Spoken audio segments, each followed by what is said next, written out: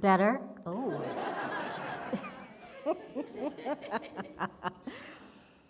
All right, good morning. Welcome to the Emerson Unitarian Universalist Congregation. My name is Ayana Kafi. I'm today's worship associate. It's so good to be with you here in person and online. Our minister, Reverend Christina Branum-Martin, is in the pulpit today, and we are gifted with the music of our choir, the leadership of our choir director, Kathy Middleman, our pianist, Bruce King, and our AV team who puts it all together. Yeah. We are so grateful for everyone who's involved in service today. We come together here with our joys and sorrows, whether we need to rest and retreat, or maybe we're ready to take action. Whether you're a newcomer or a longtime member or friend, all are welcome here. As Unitarian Universalist, we believe that people are born with worthiness, beauty, and dignity. So of course, trans and cis people and all the beautiful gender constellations, queer and straight people, people of all skin colors, cultures, and countries of origin, disabled and neurodivergent people, people who feel the real embodied risk associated with being their most authentic selves in our current context. We believe that we are all inextricably connected to each other. We work to build a beloved community where all people and creatures and the earth can thrive. These are the promises that we make together. Now we pause to light our chalice as a symbol of our shared Unitarian Universalism faith. Xander, can you come up, please? Xander Raven will be lighting the chalice this morning.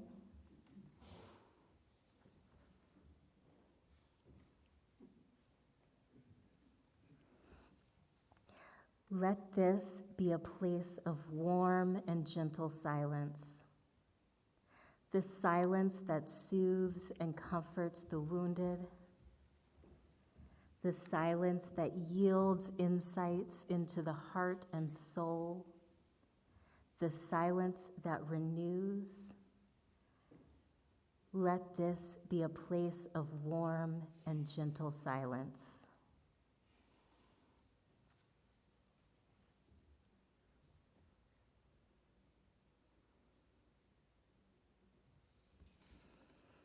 We will also light 3 candles of the Advent wreath. This is from the Christian tradition of counting weeks in December before the celebration of Christmas and the coming of the birth of Jesus.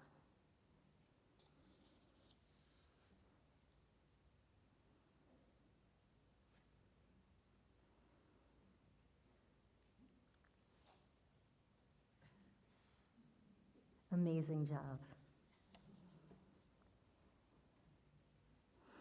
In the spirit of love and the beloved community, let's share in our congregational affirmation.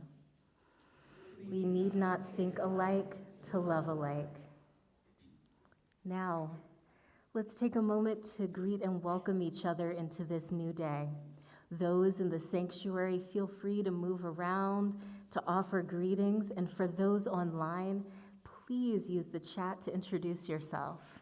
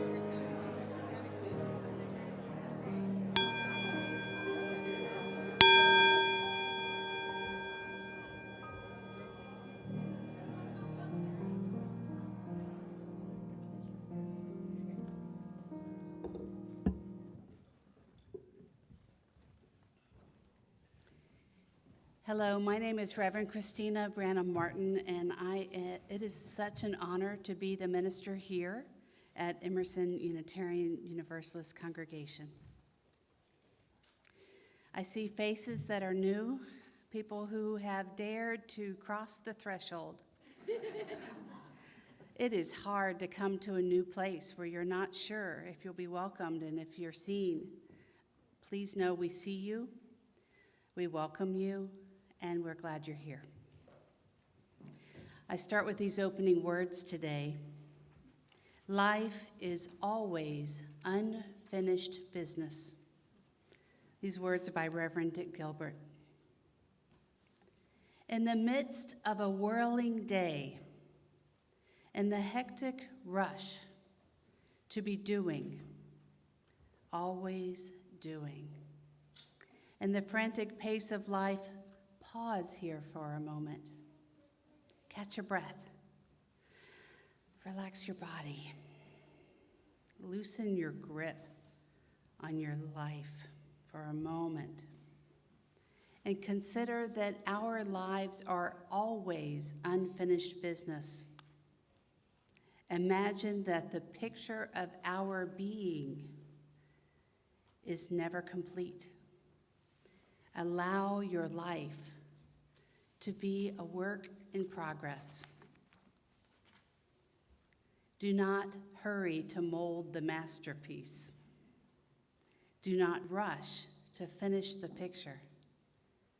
Do not be impatient to complete the drawing. From beckoning birth to the dawning death, we are always in process, and there is always more to be done. Do not let the incompleteness of things weigh on your spirit, though. Do not despair that imperfection marks your everyday. And do not fear that we are always in the making. Let us instead be grateful that the world is still waiting to be created. Let us give thanks that we can be more than we are. Let us celebrate the power of the incomplete, for life is always unfinished business. Today, we are talking about things being in process and moving forward through time. And we are focusing on rest. Rest is not something that is usually talked about in December. But we will today. It's an invitation for all of us. So with that in mind, let us share a hymn together, Find a Stillness, number 352.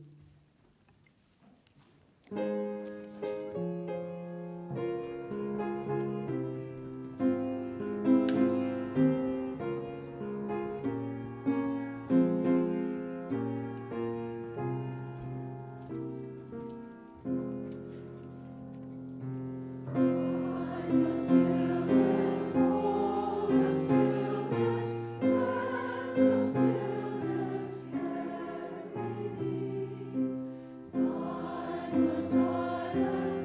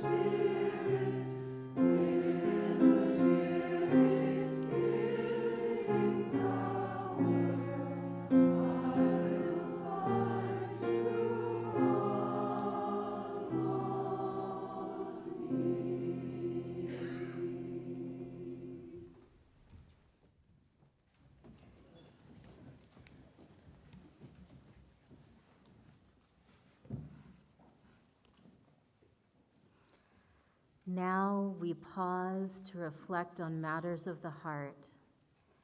Xander, could you come up and help us again? Thank you. Xander will be placing the stones. For this morning's ritual, we have water and we have river stones. The stones are smooth and the stones have weight. They are indicative of both life's pleasures and times of ease, as well as life's burdens and times of heaviness. The water receives these stones with ease and calmness.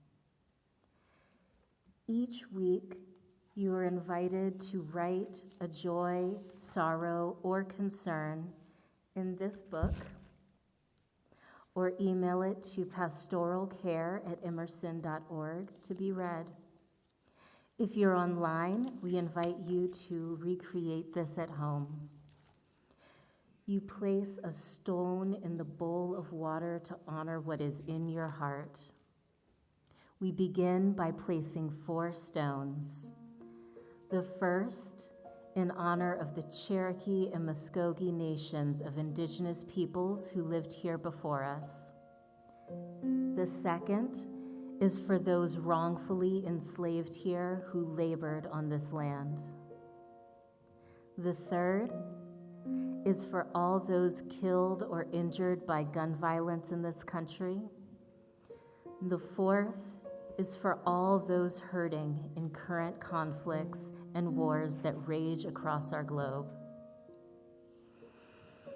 Within our community, we share that Celeste Douglas shares a joy. I still have a steel bar across my chest from ribcage corrective surgery that has made exercise challenging and painful at times. But I won't be at church on Sunday because I will be running my 3rd half marathon. Wow.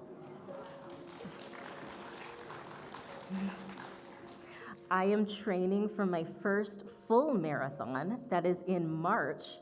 So this will be an important milestone in that training. I will hopefully be across the finish line around the time that this news is shared. That's amazing. And from our book this morning, Rebecca Edwards is thankful and joyful to be back at Emerson UU, a loving, welcoming place. I agree. And Ginny Haynes shares, William Jackson's mother passed away while she was sleeping on Thursday. Thank you for letting us hold that with you.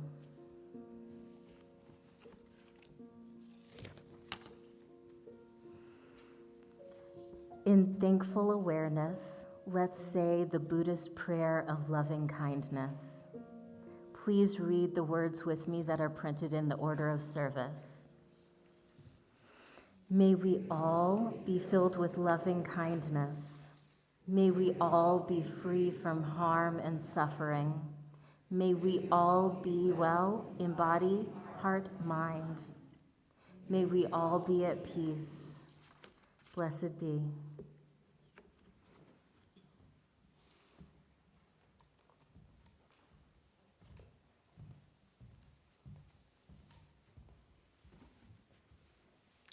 Before we start sharing the basket, I wanted to let you know that there are cards, little small printed cards that are in the basket. It's something that you'll want to have for later in the service. So as the basket is passed, even if you don't have anything to put in it today, we would like for you to make sure to take a card out as it passes. We share our basket each month with a community partner, and this month's partner is El Refugio. El Refugio is a hospitality house located in Lumpkin, Georgia, 2 miles from the for-profit Stewart Detention Center. Families and friends visiting detainees at the detention center can come to El Refugio for food, respite, a free overnight stay, and warm support. Volunteers at El Refugio also visit detainees at the detention center, many of whom have been detained for over a year or longer, and some have never even had a visitor. El Refugio is dedicated to hospitality, visitation, and advocacy for those at the detention center and their loved ones. They are committed to uplifting their voices and being present. By supporting this organization, we will continue to build a more welcoming and hospitable place for all of those who call this country home. For those in the sanctuary, as the basket is passed, please feel free to offer a donation. And if you don't have anything in your pocket today and you would like to give, you can also go to our website and go to the Giving tab, and you'll see a choice there for El Refugio. Thank you.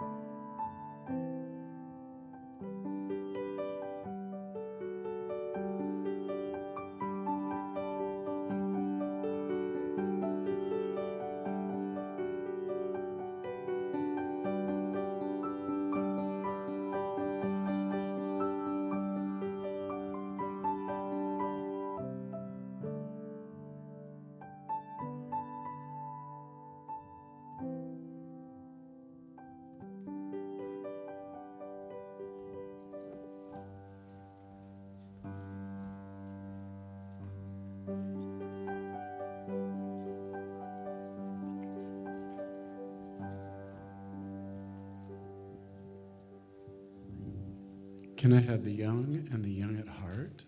Oh, yeah. Oh, we are. Oh, we're still passing. Oh, that's all right. Well, come on up anyway, guys, and we'll just get set up while they keep going.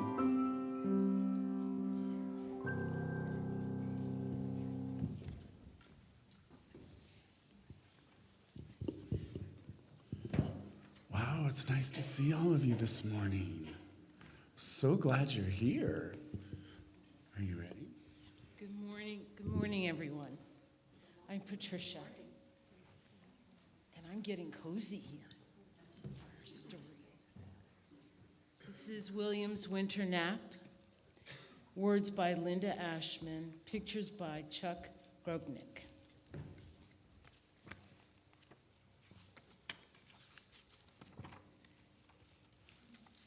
In a house on a hill that's tall and steep, there's a boy named William who's ready to sleep. He drinks his cocoa, climbs in bed, fluffs beneath his head, then burrows down for a nice long nap, but wakes to the sound of a tap, tap, tap.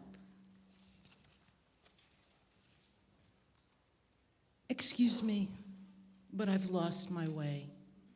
I'm cold and tired. May I please stay? Will says, yes, I'll scooch a bit. There's room for two. I'm sure we'll fit. Will you come?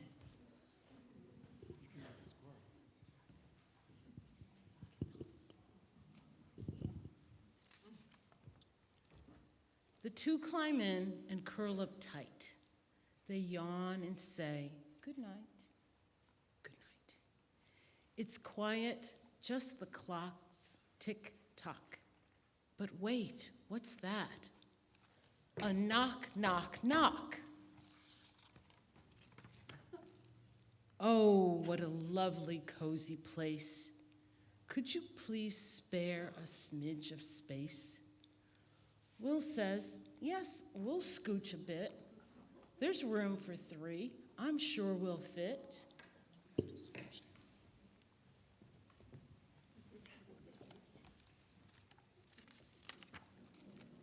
The 3 climb in and curl up tight. They yawn and say, good night. Good night. It's peaceful in the sleepy room until, that is, the boom, boom, boom. My toes are numb. My tail is too. Okay if I come in with you? Will says, yes, we'll scooch a bit. There's room for 4. I'm sure we'll fit. The 4 climb in and curl up tight. They yawn and say, good night. Good night. Good night. Good night. Ping, ping, ping. Could that be rain?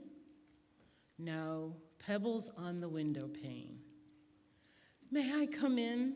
I need some rest. I promise I'm a perfect guest. Will says, yes, we'll scooch a bit. There's room for 5. I'm sure we'll fit. The 5 climb in and curl up tight. They yawn and say, good night. Good night. Good night.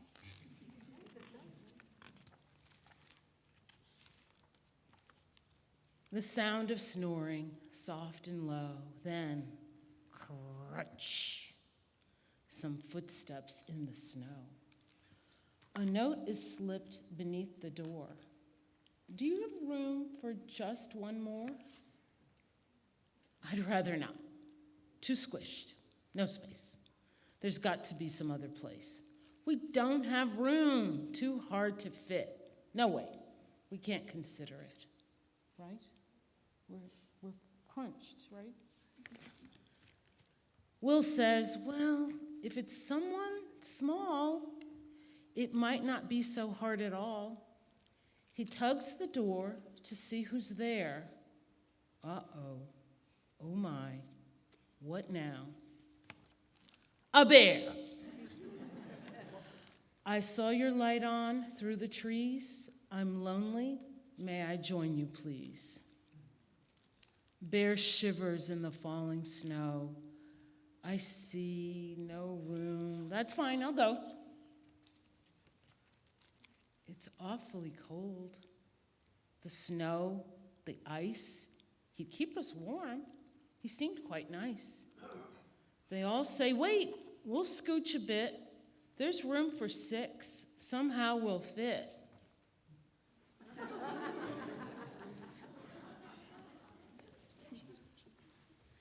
The 6 climb in and curl up tight. They yawn and say, good night. Good night. Good night. Sweet dreams, my friends, says Will. Sleep tight. I'll see you in the warm spring light.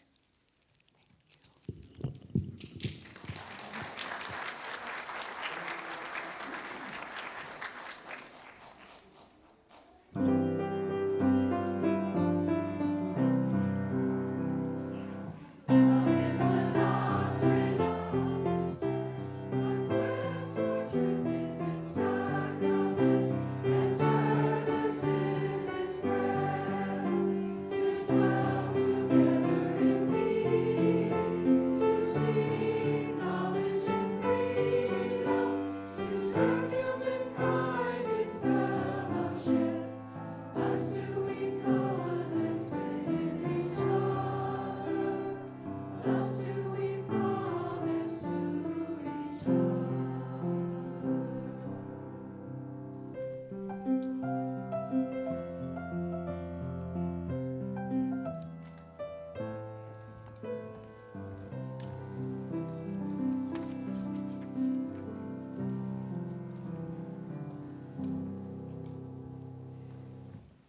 That was just so sweet, Patricia, and the quilt made it happen.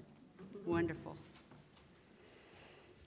We've come to the time where the little ones might have left to go to the nursery, or they're held on the lap of their family here in the sanctuary. And we are invited to a time of prayer and meditation, or quiet and relaxation. Today, I invite you, in the busyness of it all, to take a moment first to just breathe. These words by Mark Stringer call us to attention.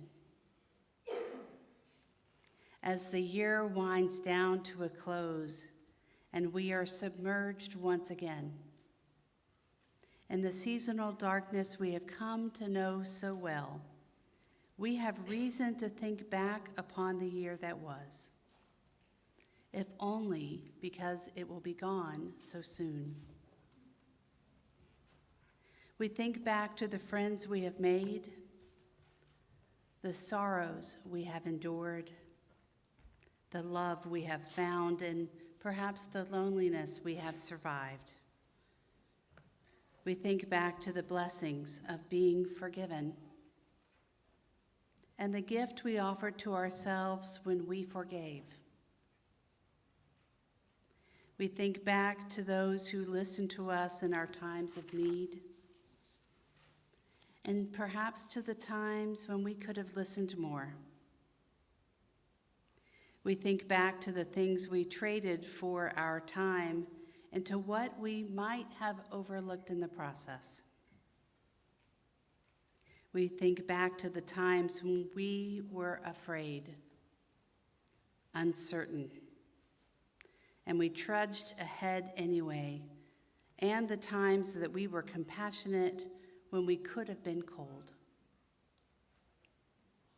In this season of still growing night, may we see more clearly against the backdrop of our living, the true light of our lives, the love we give to each other, and the peace we nurture in ourselves.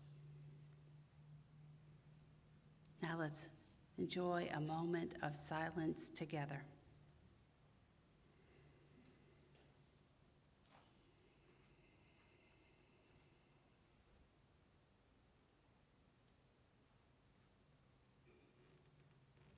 May it be so.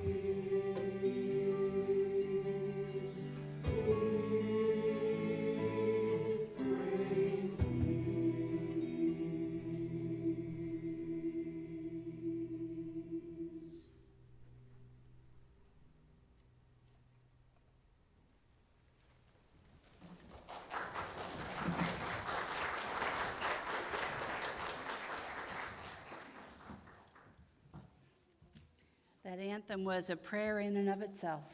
Thank you. Each winter, we are invited to sit in the long, dark nights and think back to the year that has passed and the nights that are coming to bring the year to a close. Catherine May, the author of a book called Wintering, The Power of Rest in Difficult Times, uses the verb wintering to celebrate the ways that we can care and repair ourselves when life simply knocks us down. Sometimes you slip through the cracks, and unforeseen instances like an abrupt illness, the loss of a job, the death of a loved one, a breakup, just comes along and derails your life.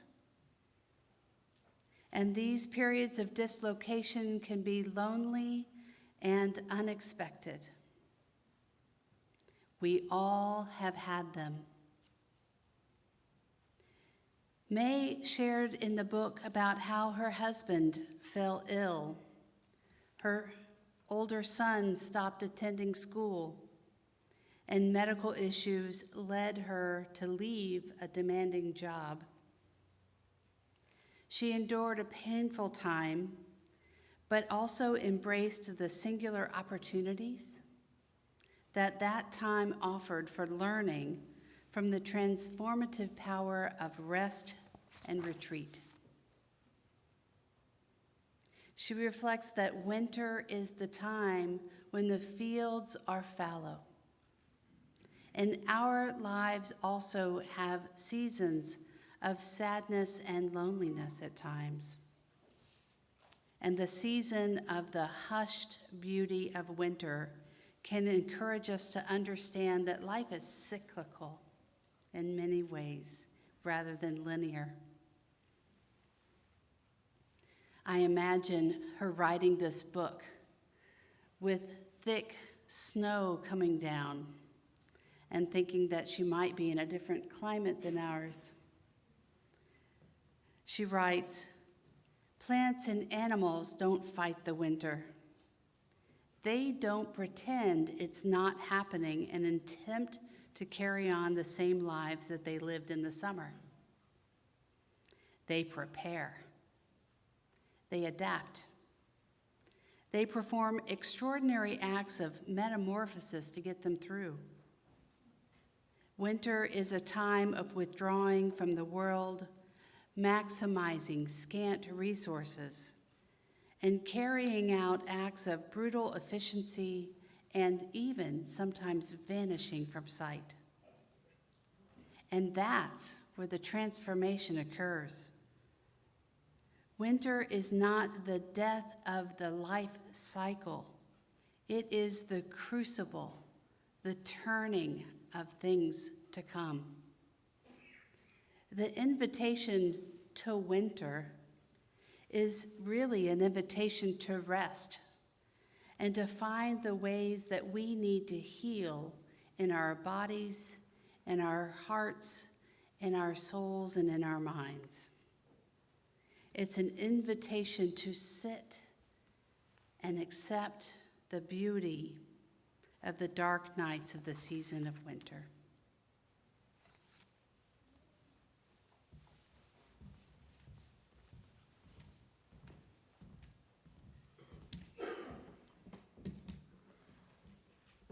In Wintering, Catherine May says, doing those deeply unfashionable things, slowing down, letting your spare time expand, getting enough sleep, resting is a radical act now, but it is essential. This is a crossroads we all know, a moment when you need to shed a skin. If you do, you'll expose all of those painful nerve endings and feel so raw that you'll need to take care of yourself, just for a while. If you don't, then that skin will harden around you. I was given this book in a care package from a dear friend during my first pandemic winter. It was obvious to the observer that I was suffering from fatigue as well as working myself far beyond reasonable capacity. I was fighting the winter, and this gift was a reminder, a gentle nudge to allow myself to truly be in the season that I was in. I turned to sleep to give me the rest that I craved. I began using pillow sprays, first store-bought and then homemade blends. In the mornings, I made my bed with care so that the sheets were crisp and welcoming when I returned after my evening meetings. I began listening to rain, waves, and nature sounds while I slept, but more importantly, I learned to turn my phone on Do Not Disturb to ensure a full night's sleep.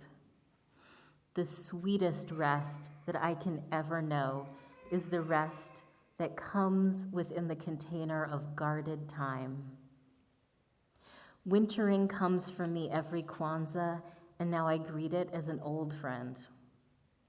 I turn off my alarms and allow the rhythms of my own nature to take over. A good wintering, unlike most other parts of my life, is embracing and even loving the mundanity of hibernation, the cocooning. I spend my time wandering the corridors of my inner landscape, reflecting on the wins and the learning opportunities from the year, assessing changes in myself and my life, and in some instances, finding quiet ways to celebrate. Each year, I emerge from Kwanzaa wintering as something a little different. Some years I'm quieter. Others bring me more intuition and perspective, and there are truly beautiful times where the only thing gained was rest. Those are the most precious.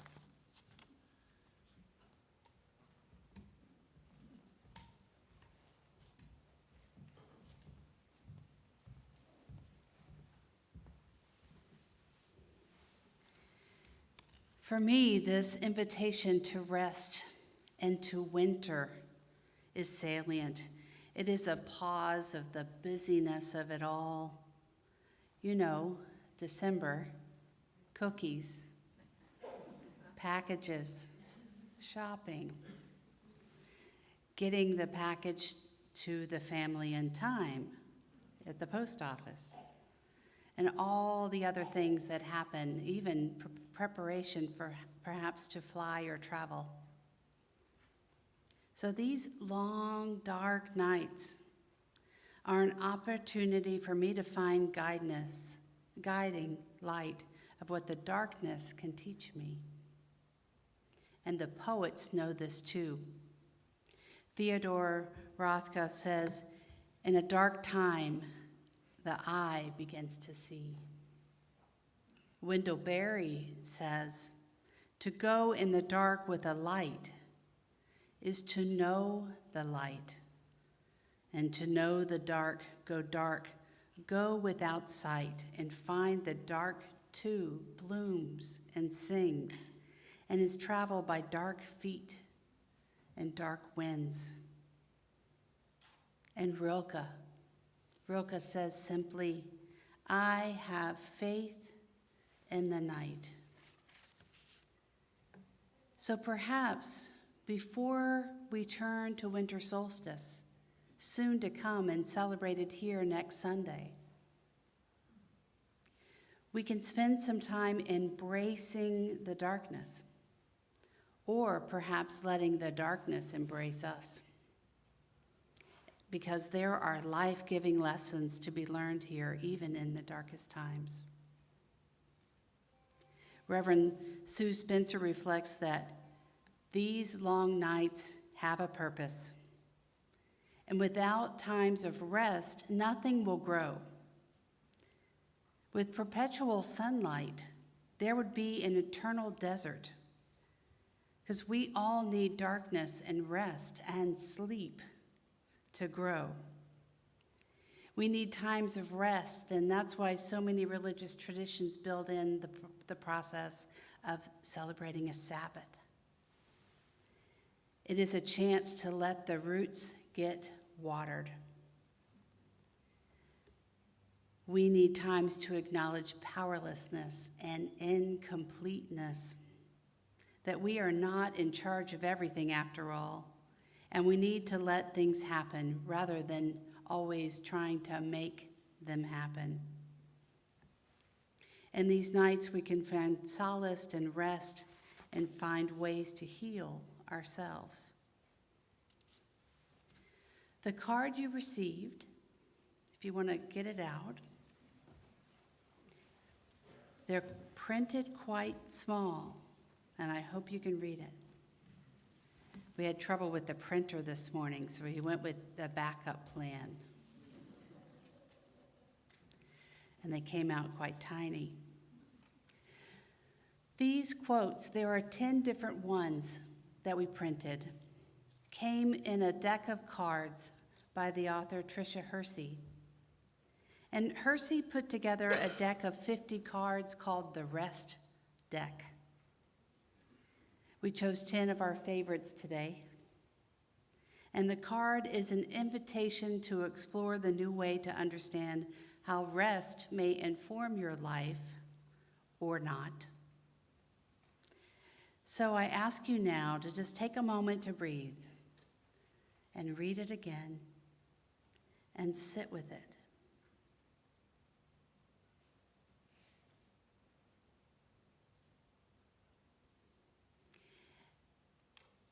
And turn to a neighbor and just share what comes to mind when you read it. Take a moment.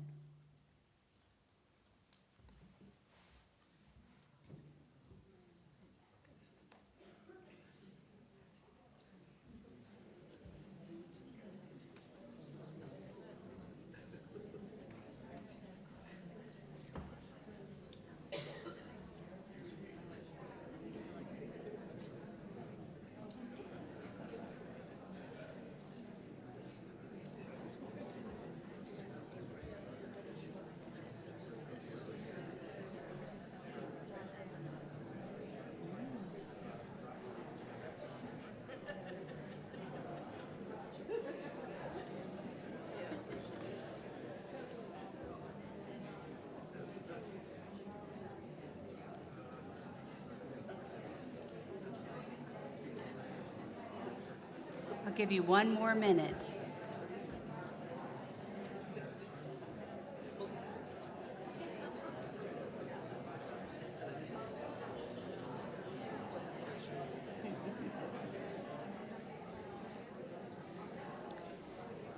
All right. I forgot to add for those at home, for those of you at home who might not have a card in the rest deck to reference, some of the things are to rest in your body and to let rest wrap around you like a blanket. I'm kind of paraphrasing. Another is that rest does not have to be earned. It is a gift. What are some of the others? Remind me. Rest is a lifelong practice. There is no urgency, there is no perfection. I am enough now. There is no urgency, there is no perfection. I am enough now. Amen to that. Rest is my foundation to build, invent, restore, and imagine the world I want to see. Rest is my foundation and imagination to build the world I want to see. Pretty close? Okay. As I rest, I must make space for others to rest. As I rest, I must make space for others to rest. In this season of winter, we can find ways to rest and reflect and transform our lives. And that comes only after we've had a chance to sit with it. The coming of the turning of the year, the winter solstice, is soon to come. And one way to think about the solstice is it's a turning point that opens doors to a different mindset. UU Minister Reverend Lynn Cox reflects that the turning of the year is an opportunity to remind us as Unitarian Universalists that we know that human worth is unconditional. Our place in the world does not depend on the usefulness of our productivity, our decorative qualities, or our ability to be entertaining. Simply, you belong here and you are worthy. When each one of us makes time and space to acknowledge ourselves as human beings rather than human doings, it is easier for us to practice acceptance of one another. The poet Amanda Heisman calls these days the holy days of rest. With beauty, she writes this: "Do not be misled into thinking you should be doing more. Rest, feed, heal, hold, and feel. These are the seeds, the beginning. Be gentle with it all, these holy days of rest." It is only when we have rested that we can notice that what we need then is soon to exercise resilience. And resilience asks us to figure out our ways, to figure out how to bounce back and how to ally with the forces that create and uphold life, giving us resources and gifts and talents that perhaps we need to make available to us. In resilience, we focus on the present moment, and we apply creativity and teamwork to do and be what we're called for in this time. And a little caveat: we have to have caution when we talk about resilience. We need to remember that when we are talking about resilience, it is important to acknowledge that sometimes people who are most praised for their resilience are those most suffering. And this suffering could be avoided with the suitable application of justice. For example, people who have one or more marginalized identities have to be resilient. They have to be creative and clever and persistent and collaborative, because it is the only way to survive. Encouraging resilience must not be another way of letting ourselves off the hook from working to remove those obstacles that we as a society put in front of people based on issues of race or ability or gender or immigration status or class or another category of identity. Winter shows us what resilience must and might look like in the natural world. But let's keep in mind that there is nothing natural or inevitable about systemic inequality. Reverend Cox continues to reflect that winter in our climate might be considered a season that is a challenge for wildlife. And so we might consider thinking about how we can translate the adaptations that we see in the wild to our own lives. Because, sometimes those animals and beings around us can teach us something. She says, watch the cardinals. They have a variety of strategies for getting through the winter. Who here is a bird watcher? I know my mother-in-law watches the birds every day. Cardinals can build their nest in a wide variety of places. Trees up to 15 feet high, sometimes in short, dry shrubs, open woodlands, tangled vines. Cardinals are flexible. The males are brightly colored, and the females more subtly colored. So either blending in or standing out are valid and survival strategies. Maybe having two complementary strategies working together is one of the things that makes them so successful. Another is mammals. There are some that hibernate, or some that shift their habitats that change in this changing seasons, and so flexibility wins again. I was reminded of a video that I thought, if I had the opportunity to show, would bring a great laugh, so I'm going to describe it. There's a zoo that has a hibernation center for their bears. And this bear comes out in the spring, and they've got the camera on him. They've been waiting. And he comes out of hibernation with this look on his face of, who am I? Where am I? What day is it? His hair is disheveled. He's kind of creaking out of the hole. And you know what? Sometimes I want so much rest that I look like that in the morning. Rarely does that happen. The last strategy I want to bring up is cooperation. Squirrels and mice tunnel through snow and huddle for warmth. Did you know that squirrels don't know where their caches of acorns and nuts are? They have done science to see if they remember where they put them. But there's a cooperative, communal aspect to this.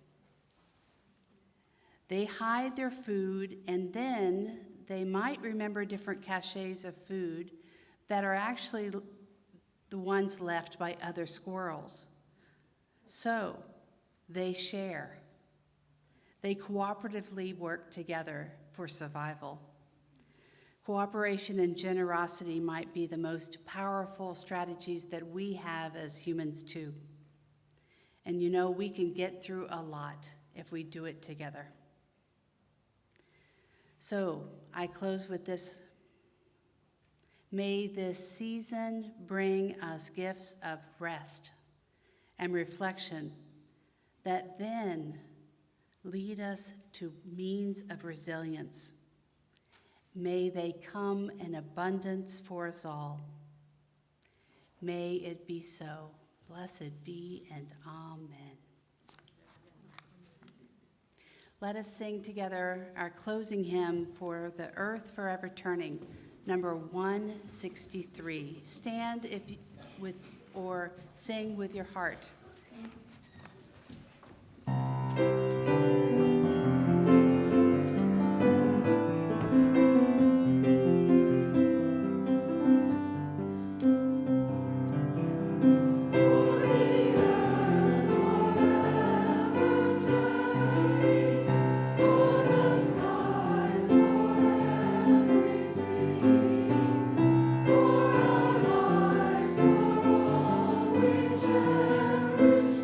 Be our joy.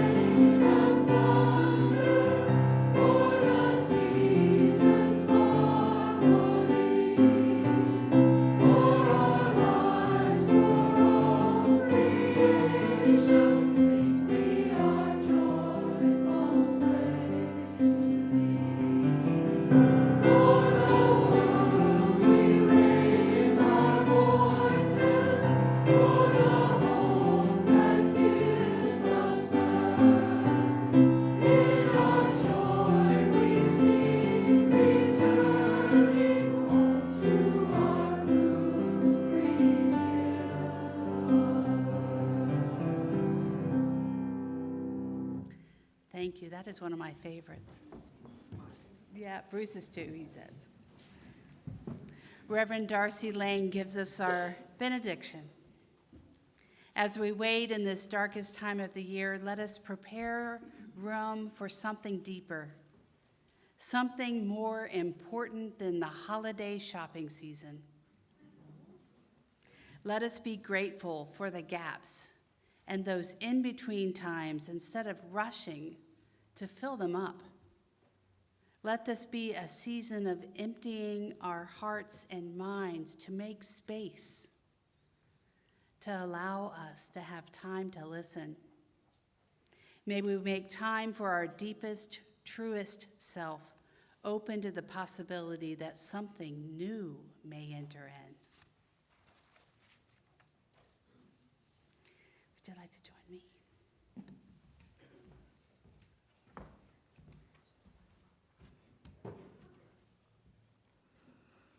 As our chalice is extinguished this morning, Xander will do it for us. Thank you. We extinguish this chalice, but not the light of truth, the warmth of community, or the fire of commitment. These we carry in our hearts and out into the world until we are together again. I wanted to bring to your attention the two big screens that are up. They're not connected yet to all the electrical and AV lines, but they are in works. And I want to acknowledge to all of those on the AV team who have been working on this for a long time.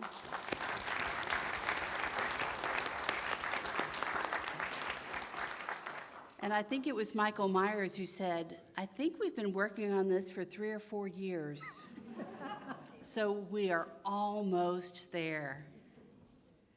When that happens, we won't have to have this big screen down, which not only blocks the beautiful view of our chalice and our art, but it also means that the sound gets caught back there for the choir, kind of behind the screen. So it will be lovely to have these other screens operative.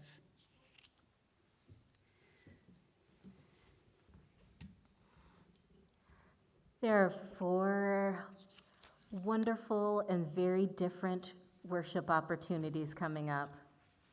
The celebration of the winter solstice, that's next week. Our Christmas Eve service with carols and candlelight. An invitation to walk our 20-foot wide cloth labyrinth, and that will be set up here in our sanctuary. And a chance to welcome the new year with a ritual and readings on the first Sunday of 2025. As our service ends, go now in peace and take peace wherever you go.